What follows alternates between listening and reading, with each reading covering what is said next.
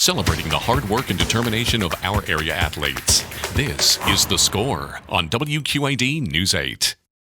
Good evening and happy holidays. Thank you for joining us for a special edition of The Score. Over the next hour, we'll take a look back and recap some of the best stories from 2024. There were so many great moments and stories from this last year. It wasn't easy to narrow our list down to the top 10 stories, but with the help of a panel of 6, we were able to vote and come up with the best of the best. From state champions to the college ranks and most watched women's basketball player in history, our list was thorough and extensive. So we kick off our list with the 10th best sports story, and it takes us all the way back to February.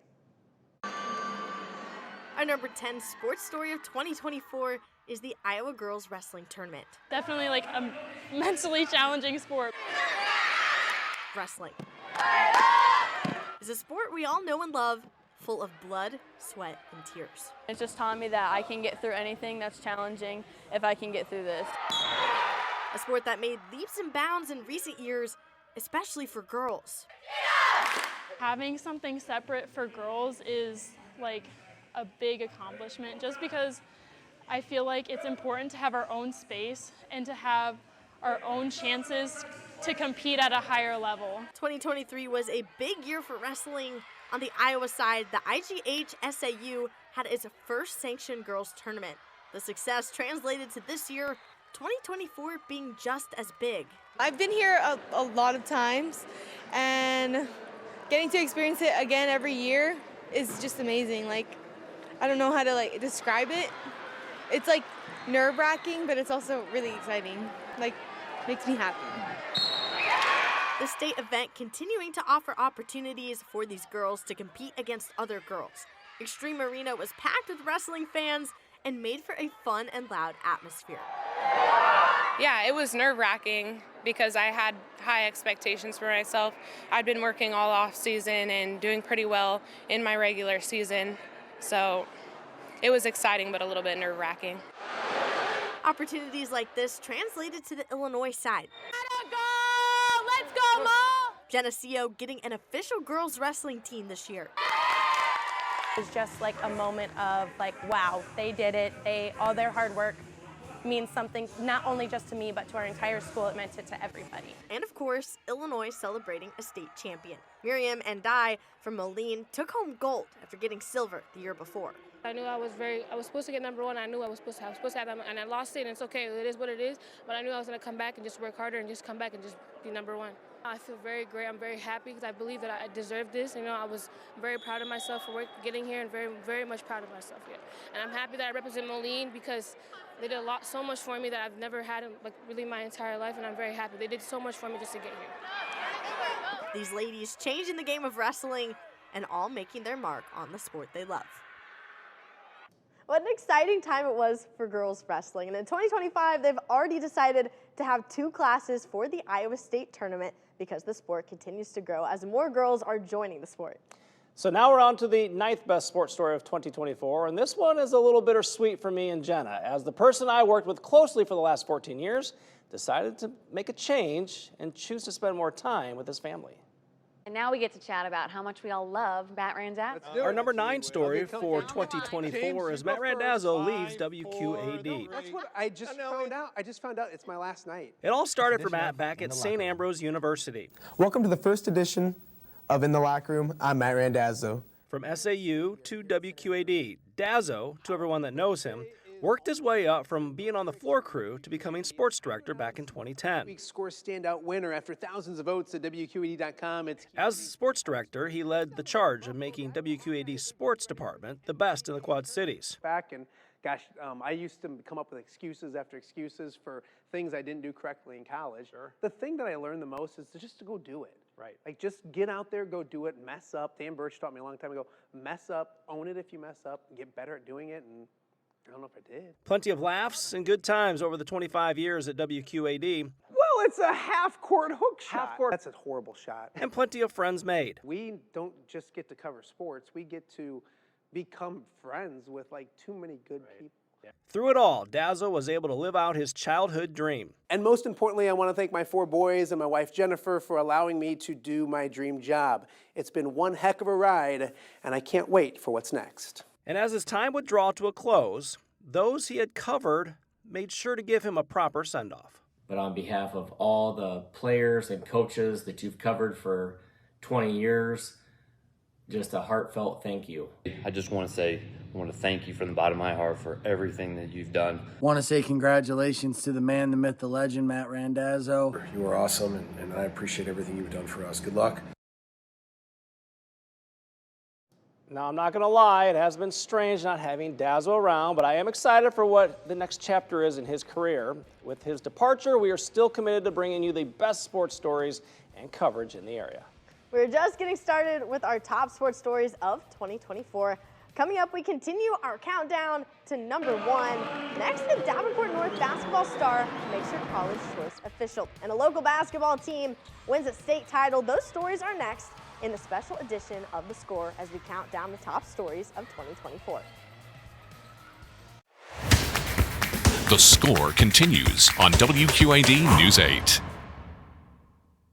Welcome back to our special edition of The Score as we count down our top sports stories of 2024. We have 7 more stories to go, and we head to the basketball court as one team wins a state championship and the other makes a big decision to go to a big-time program. Yeah, Davenport North senior Divine Burridge has been one of the best basketball players in the state of Iowa since her freshman year. And after teammate Journey Houston would go down with a season-ending knee injury, Divine picked up the slack to help lead North back to the state tournament. Our number 8 sports story for 2024 is Divine Burridge. If you head to the basketball court at Davenport North, you'll find a Wildcat working hard to perfect her craft. We've been blessed with her being in the program going on her 4th year now, and now she's really starting to see all the accolades come in and the the opportunities that she's going to be blessed with. Divine Burridge, always working towards her basketball dreams, and is now seeing them become a reality.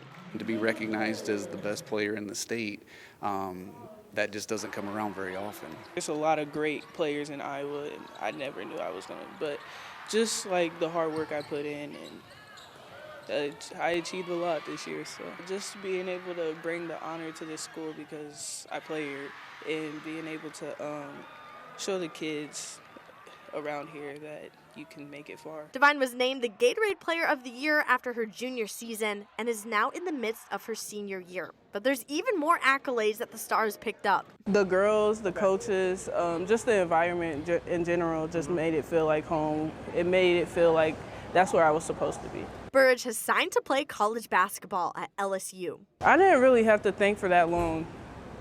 It was just like a right there thing. I was smiling the whole entire time and felt like home. Another big reason for choosing to be a Tiger was none other than head coach Kim Mulkey. Since I've been a big fan of Coach Mulkey and since she was at Baylor, I kind of cried when I got that offer. So you know how people just talk about Coach Mulkey over the internet, how she's fiery, but she's not actually like that in person. She's a very, very, very family person. She's like that with her players also. The position she plays was the first thing. We need a perimeter player. She can handle the point guard position. She can play the off guard. I'm just going to enjoy that she's going to be an LSU Tiger. This was an opportunity this week. We're off because of finals, and so myself and 3 coaches, we hopped a plane, and here we are. The senior making sure to reflect on her hard work and the effort it took to get to this point. My name was not big when I was younger. You know, a lot of kids' names is big when they're younger, and sometimes they turn out to not be nothing. So just working my way up. Divine Burridge, a star at North, shining all the way down to Louisiana. With Divine's commitment to LSU behind her, she can focus on her senior season and trying to get back to the state tournament with her North teammates and hopefully bringing home the top prize this season. We stay on the basketball court for our next story of 2024. Assumption entered the year as one of the most talented teams in the WQAD viewing area.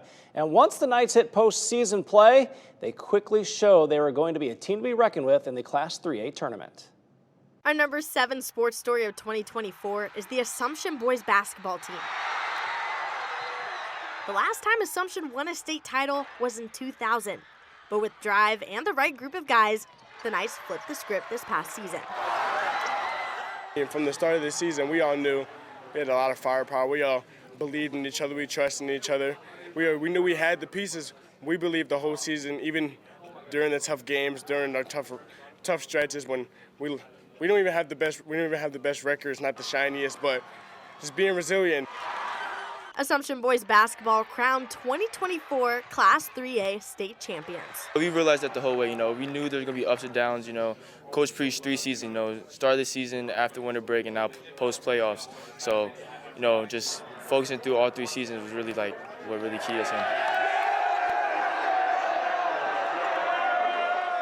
The Knights with a nail-biter of a championship game, defeating Waverly Shell Rock 46-45. The game was tied at 45 with 4 seconds left. Navon Shabazz hitting 2 free throws to give Assumption the lead, and he sealed the game with the steal. The players reflective on the good and bad of the season, but wouldn't have had it any other way. We all had our ups and downs throughout the season. I mean, other teams have them, we all have them. We showed up when it mattered, and that's why we won the state championship. It means a lot to bring it back to Assumption. I mean, we got bragging rights now. Bet didn't get it. None of us were the only one that got it, so we got a little bragging rights. And it was a dream come true for Assumption coach Joe Ewan, who's been focused on this moment for decades. I was here in 2000. My brother was captain of all tournament team, and so I've dreamt of this moment myself. Been here 2 times as a player and couldn't get to the pinnacle, and now as a coach to do it, it's incredible, man. I remember being a kid and now getting to live that with my son who's on the team and these players who are like sons to me. It's incredible, man. It's the best feeling in the world. A moment they hope to have again. We know that we're capable of it. We know that what we have to do. We know the pieces we have. So going into the next season, we know we have a target on our back because we're the champs, but I got us coming out. Back to back will be very, very fun. It'll be super cool, and so I hope we can do that.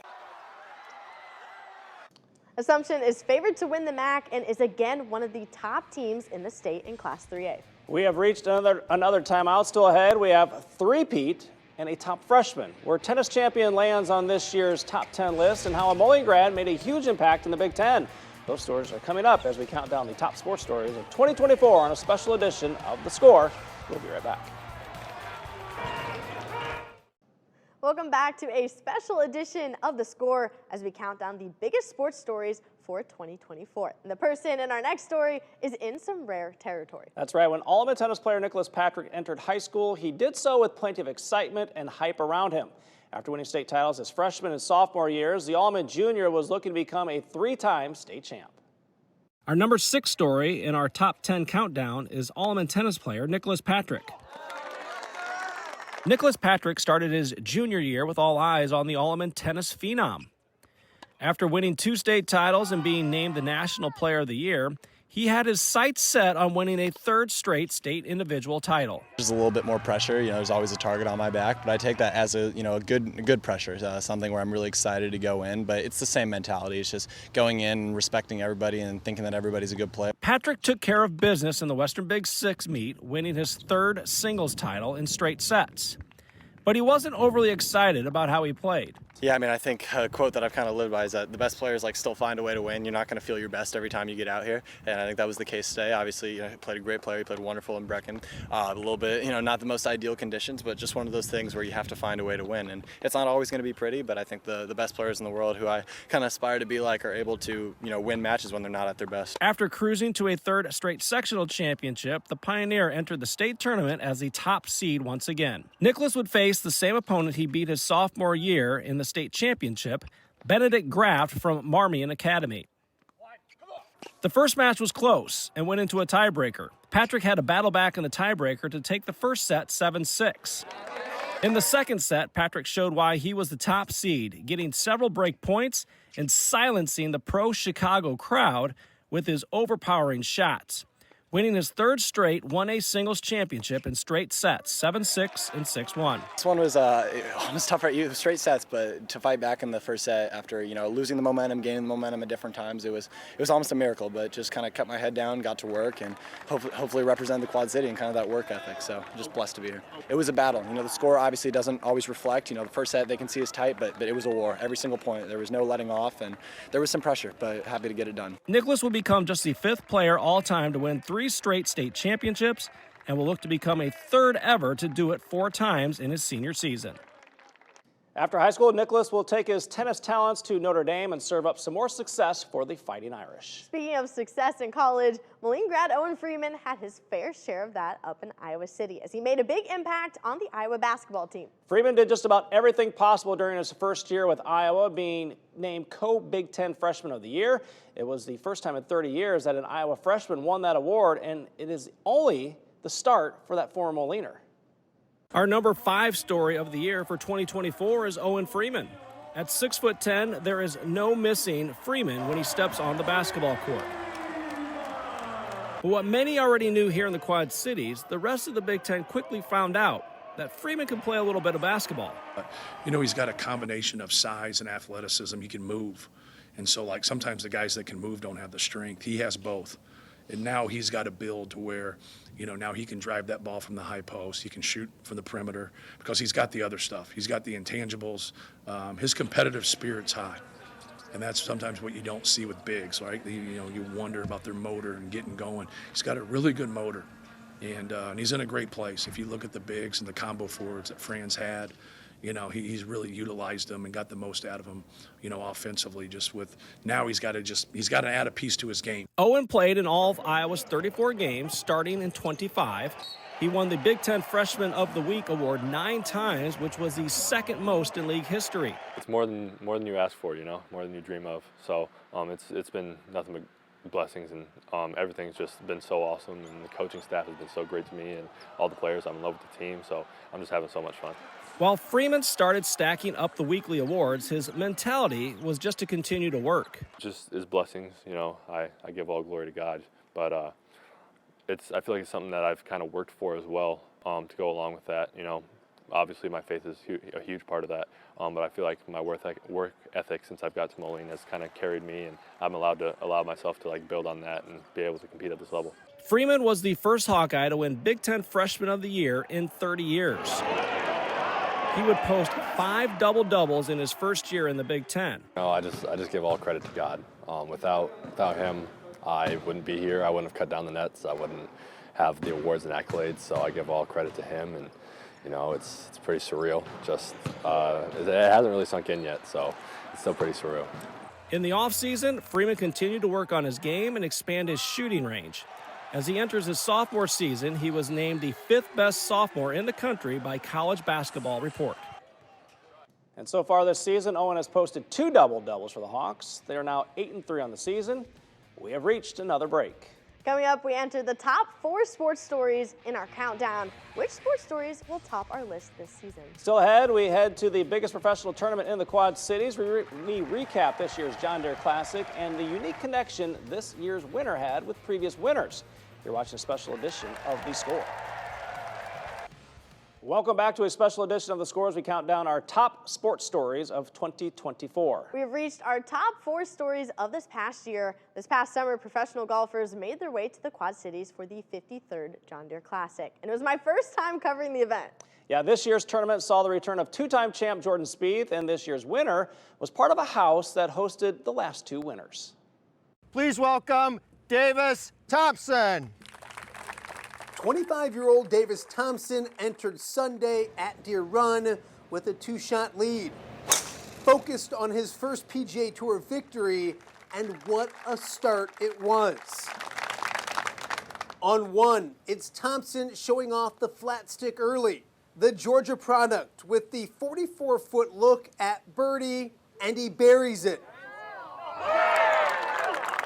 Thompson quickly gets to 22 under par and jumpstarts a historic day at the JDC. Honestly, was just trying to hit a good putt on 1 and ended up going in. And then, the hot start was it was great. On the par 5 second, Thompson's 3rd shot is a thing of beauty. He gets out of the rough from behind the green and sticks it 3 feet from the cup. Back-to-back birdies gets the 25-year-old to 23 under par. I didn't really know. I knew I was playing well, and I knew that if I got off to a good start, I was going to be hard to beat today. But the Atlanta native was just getting warmed up. On 4, Thompson again, this time with a 13-footer for birdie. And the leader at the John Deere Classic moves to 24 under par.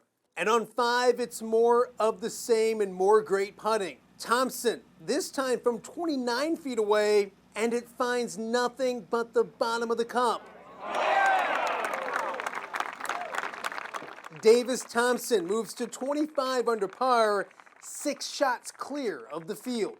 And that putter wasn't slowing down anytime soon. On 6, Thompson makes it 5 birdies in his first 6 holes by dropping the 12-footer. The 25-year-old simply on fire at 26 under par. My putting, I mean, I've been working really hard at it. It's kind of been a struggle of mine, and my putting coach and I have been working hard at it, and just to make a lot of putts today on the front 9 really showed that hard work was paying off. Then on 9, it's Thompson showing off the irons. His second shot goes from 243 yards out to within 6 feet of the cup.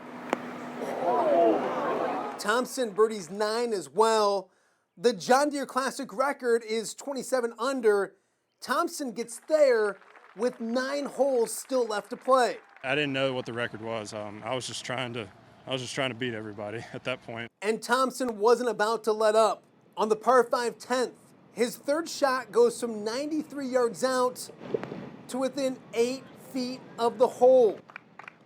Thompson's 7th birdie of the day gets him to 28 under par, 5 shots ahead of everyone else. I mean, I kind of figured turning at 6 under, I feel like I had a cushion, and just tried to make pars and birdies coming in, and was able to do that. After a rare bogey on 12, Thompson gets back on track and back to 28 under on 14. His second shot says it all. From just off the cart path to 2 feet from the cup. The tap-in birdie gets Thompson back to 28 under par. To 18 we go, and Thompson needs a par for history. I was just wanting to get the ball in the hole and hug my wife. That's really all I wanted to do. And that's exactly what he does.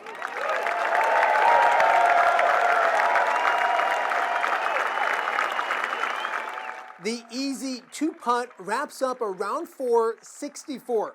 Thompson breaks Michael Kim's tournament record, winning the John Deere Classic at 28 under par. You are the 2024 John Deere Classic champion, first-time winner on tour. What's that mean when you hear that?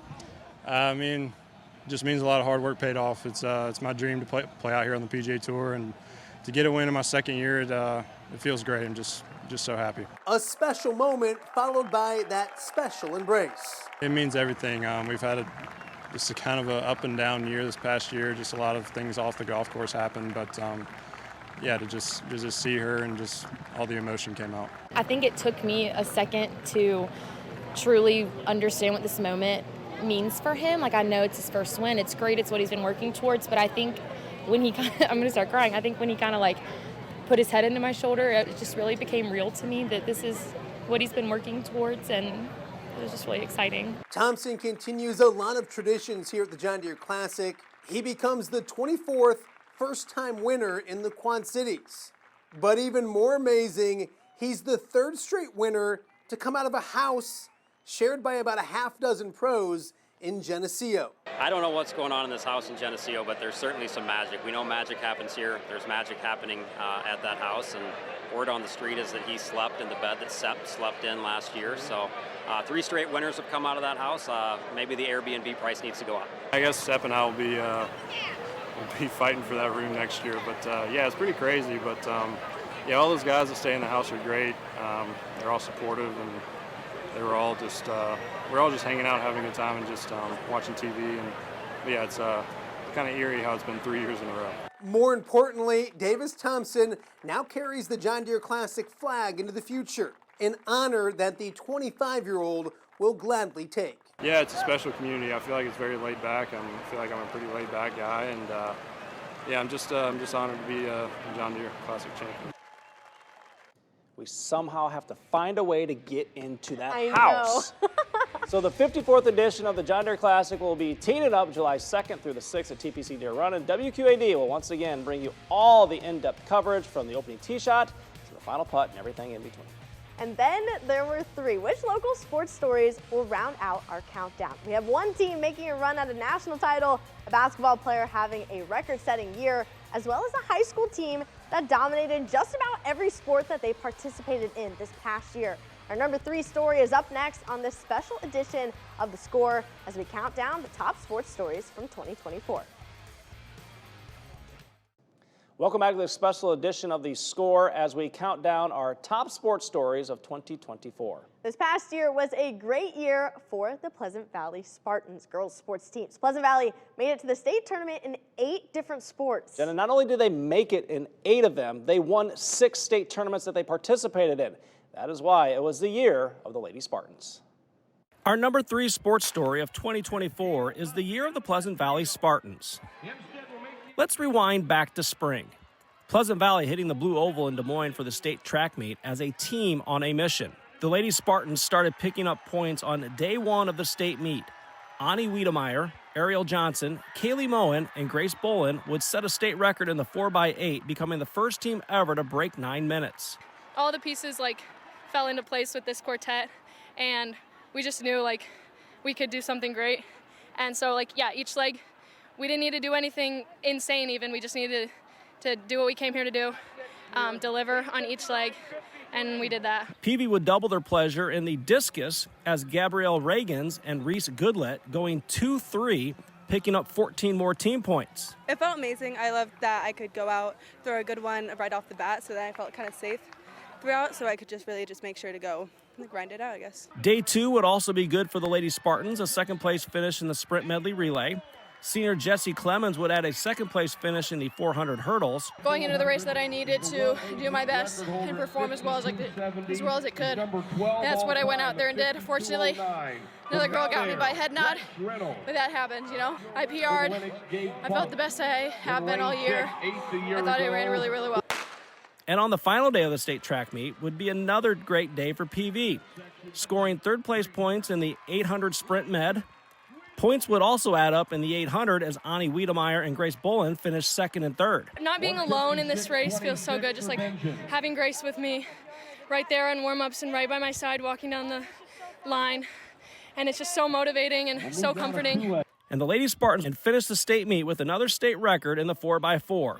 It would all add up to 92 points and their first state track title in 10 years. I have a greater appreciation for when we did it back in 2015 and then even more so now with this group. Just an awesome feeling. Awesome for these girls to get to experience this, and who knows when it may happen again. So you just hope they're appreciative of the chance to be out here, do some special things, and be around people they enjoy doing this track and field thing with. The summer was also special for the Lady Spartans on the softball field. As one of the top teams in the state, PV would put it all together, winning another MAC title with a 17-1 record. Pleasant Valley would enter the playoffs as the second-ranked team in the state, and after wins over Davenport West and Cedar Rapids Jefferson, PV would be heading back to the state tournament. I'm feeling great going into this tournament. We got a few days to prepare for whoever our opponent might be, and I'm really excited to see how far we can get. All we got to do is go 1-0 each day. We got to get 3 wins, and I think we can. I'm very confident we can do that. In Fort Dodge, PV would get the 2 seed, winning a couple of close games in the state quarter and semifinals. The Lady Spartans would be back in that state title game. They have a lot of experience being here, so they know what it takes to play in that situation, and they were ready to get back here ever since losing the championship last year. So it means a lot to them, and it means a lot to me for being here in the first year coaching. Facing top seed West Des Moines Valley, PV would have a slugfest against the Tigers. But a home run from Jessie Clemens would be just what Pleasant Valley would need. Fly ball, kiss it goodbye. Jessie Clemens has left the yard. On their way to a 14-11 win, bringing home another state championship. I think it came from every one of us. It was incredible to watch. It was incredible to be a part of. We just rallied on each other. We let our momentum carry us through the game. We didn't care what the score was. We just took it one pitch, one at-bat at a time. The start of a new school year would not slow down the Lady Spartans. Starting the cross-country season, PV making a statement at the first meet of the year, winning their own Spartan Challenge, beating some nationally ranked powerhouse teams. Led by Grace Bolin, PV puts 4 runners in the top 5 of that race. I've won this race the past 3 years, so I was like, if I can come out and just give my best, that would be awesome, an awesome way to kind of finish since it's my last home meet. I think we really got something special for this season. You know, everybody's just worked so hard over the summer, and like, I think if you look at the numbers, everybody's way ahead of where they've ever been. Heading into the state meet, Pleasant Valley was one of 2 teams that people were talking about to win state. And once again, the Lady Spartans showed how strong of runners they are. Grace Bolin and Ani Wiedemeyer would both place in the top 10 as PV puts 5 runners in the top 25 on their way to 63 team points and another state championship. I'm just on top of the world right now. Like, coming off of track, like, we obviously knew we were capable of winning, but just coming out here and executing, I think is also just so, you know, often overlooked, and we came out here and we certainly executed it. Another fall sport that was playing at a high level was volleyball. They would have just 1 loss in the MAC for a second-place finish and have just 1 other loss in the regular season.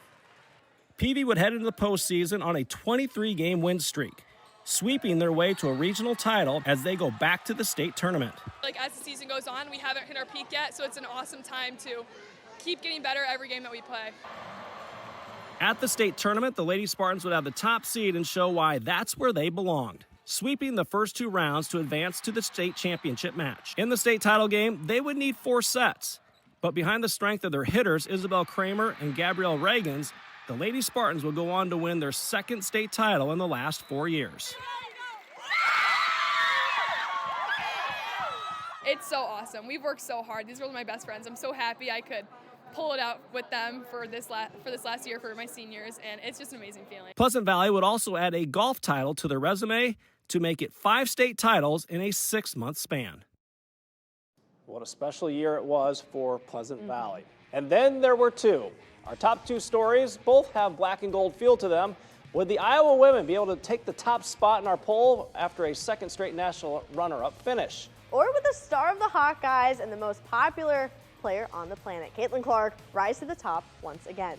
We head up to Iowa City for our next story on this special edition of The Score as we count down the top sports stories of 2024. We'll be right back. Welcome back to the special edition of The Score as we count down our top sports stories of 2024. And now we have our top 2 stories. Lisa Bluter started her college coaching career right here in the Quad Cities at St. Ambrose. From there, she went to Drake and then on to Iowa. She spent the last 24 years on the Iowa sidelines, guiding the Hawkeyes to being one of the best teams in the country over the last 2 years. And for the 2nd straight year, Iowa would make a run at a national title, making them a team that had the state of Iowa and many around the country rooting for them in the NCAA tournament. Our number 2 sports story of 2024, the Iowa women's basketball team. The Hawkeyes on a journey like no other, being the first Big Ten school to appear in back-to-back national championship games and growing the game of women's basketball. I just think people realize now, you know, how great our game is. And I think we were playing really good basketball and it was hidden before. It was like a hidden gem, and now people know about it. An opportunity of elevating the game that the Hawkeyes were grateful to be a part of. You know, I think it just shows like how big of role models we are. We always have so many eyes on us, so many little kids, little girls, little boys, and I think it's just important, you know, to kind of represent our school. Their postseason journey began back at the Big Ten tournament in Minneapolis. The Hawkeyes going for their 3rd straight conference title and facing Nebraska in the championship, beating the Cornhuskers 94-89. I think it was really gritty and resilient out of our group. I think that's the biggest thing. Obviously, our first half were just very out of sorts in all sorts of ways, whether it was on defense, whether it was offensively. But we just found a way to win, and I think that just speaks to the team that we have, the maturity that we have on this group. The Hawkeyes got hot at the right time heading into March Madness. The Hawks earning the 1st seed, hosting the first 2 rounds on their home court, giving their fans 2 more times to see them at Carver Hawkeye Arena. I think we planned on just sitting and clapping, and then when we saw the 1 up there, my adrenaline just kind of boosted me up, and I just, you know, jumped up in the air. So I'm really excited. I'm really happy for this program and for Coach Bluter. The Hawkeyes picked up both wins at home to advance to the Sweet 16 in Albany, New York. It's kind of crazy that it feels like it's common air for me right now because 4 out of my 5 years of going to the NCAA tournament, we've made it to the Sweet 16 or further, and that's pretty crazy. There, Iowa had a rematch of its Sweet 16 matchup from the previous year, Colorado. The Hawkeyes beat the Buffaloes 89-68 to set up an even bigger rematch. For Iowa to make it to the Final Four, they had to make it through defending champion LSU, who beat Iowa in the 2023 National Championship game. I love Caitlin, and I love her game, and I admire everything that she's done. Me and Caitlin will go at it, if anything. Just out of competition, though. She wants to win, I want to win, and we're both just two great players that want to compete. Despite all the hype surrounding the matchup, the Hawkeyes made sure not to let history repeat itself. I feel like for us coming into this game, like this was no sort of like revenge game for us. I feel like if you live in the past too much, that, you know, kind of ruins the present, and that's kind of what we talked about. And winning that game is exactly what the Hawkeyes did. Iowa punched their ticket to their second straight Final Four appearance. I came back because, like, why would I leave this place when I have an opportunity to play another year? But, you know, we do have unfinished business, and we obviously want to go back to the national championship and win. The Hawks heading to Cleveland, Ohio for the Final Four. Another big test on the path to the championship, UConn. Celebrate that we're here, right? You get to play this game here at the highest stage, and I'd like to think they're going to use the confidence from the LSU game, the prep for it, and then the success of it, and carry it right on into this one. I think Iowa has really great team chemistry. I think they've benefited from playing with each other for a really long time, and that's crucial because everybody knows their role, everybody knows what they want to do. The Hawks taking care of UConn 71-69 to make it back to the national championship game. In the championship, Iowa would face an undefeated South Carolina team. We know we have our hands full. Everybody around the country knows South Carolina has been the team all year. They've deserved that. They've earned it. A team that no one was able to conquer, not even Iowa. The Hawkeyes fall in the national championship 87-75. We should be proud of getting here. I mean, any team in America would want to be in our position. Obviously, we wanted to win, but, you know, back-to-back national championship games is pretty remarkable. And it just adds on to what this team has been able to accomplish. The loss to South Carolina was the end of an era for the Iowa women's basketball team, but a journey that would never be forgotten. Iowa welcomed back to Carver as national runner-up, celebrating their accomplishments.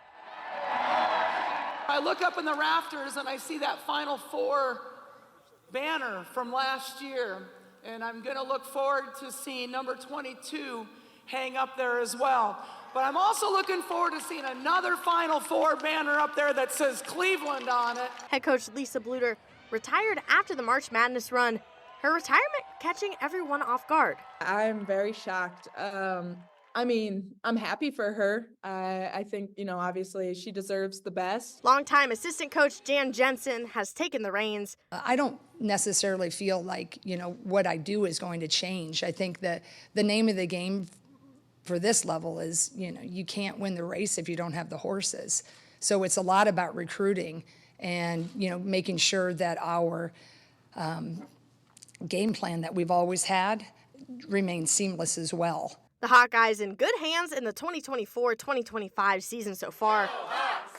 Let's go Hawks! And of course, throughout the whole journey, the fans continue to support their beloved Hawks. Iowa is off to a great start to the season with Jan Jensen taking over the program. The Hawks have not missed a beat so far this year with a 9-2 record. And then there was one. So which sports story will top our list as the best sports story for 2024? Well, there can only be one person that it could be, captivating the fans as from all walks of life, bringing the college game to heights it's never seen before. The Caitlin Clark effect is up next as we look at the records she broke and set and how she made so many interested in the game of women's basketball. It's next on a special edition of The Score.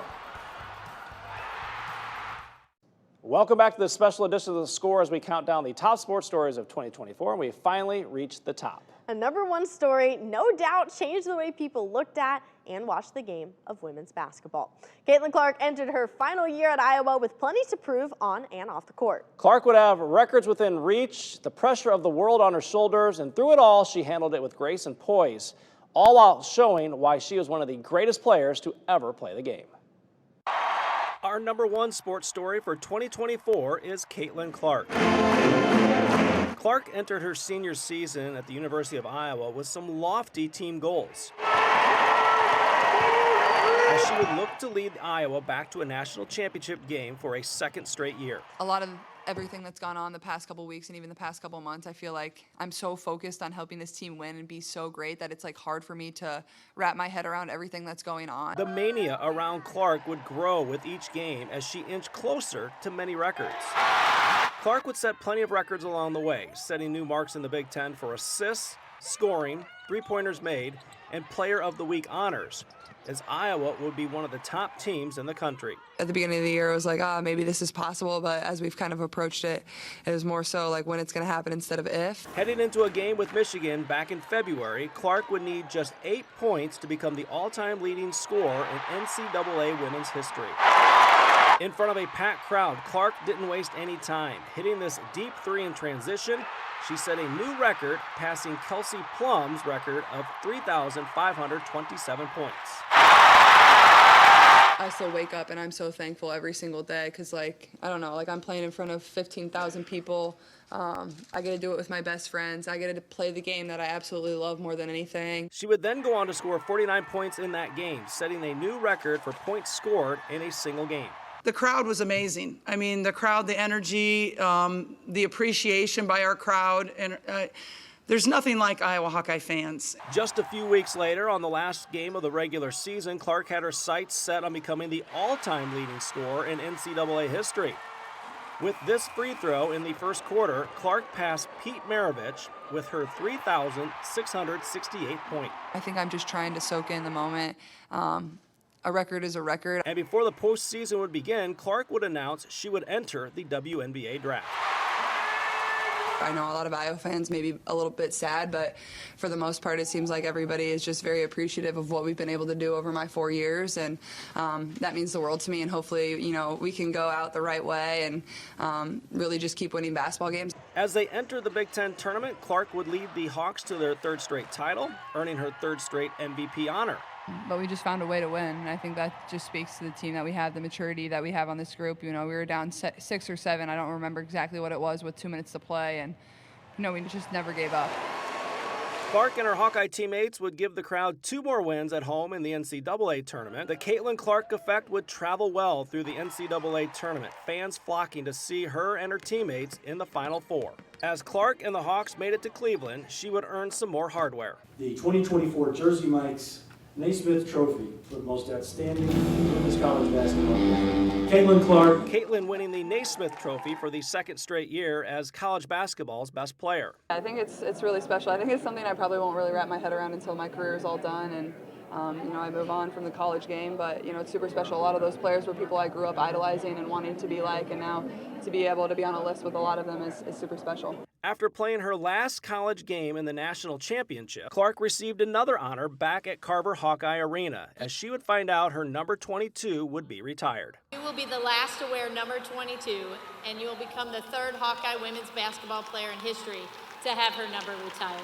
Something I'm very thankful for, and obviously I've had some amazing teammates over the course of my 4 years here, and there's been a lot of really good 22s to come before me and play for this program, whether it's Kathleen Doyle or Sam Logic, so that number holds a lot of weight, far beyond my name, and I guess I'm just really grateful, and it'll be a special day when that happens. Next up for Clark would be the WNBA draft, where she was expected to be the number 1 overall pick. The Indiana Fever select Caitlin Clark, University of Iowa.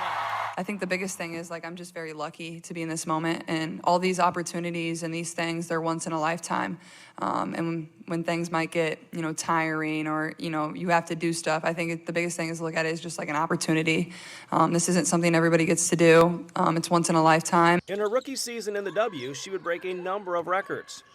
Some of those records would include most assists, the rookie scoring record, 2 triple-doubles as a rookie, and 3-pointers made, just to name a few. I don't really hear the noise. I just come here and play basketball every single day, and that's what I focus on. And, this is my job, so everything else, all the external noise, doesn't faze me. All the numbers adding up to put her on the All-WNBA first team and a near-unanimous winner of Rookie of the Year. Then she would finish off 2024 by being named the Times Sports Person of the Year.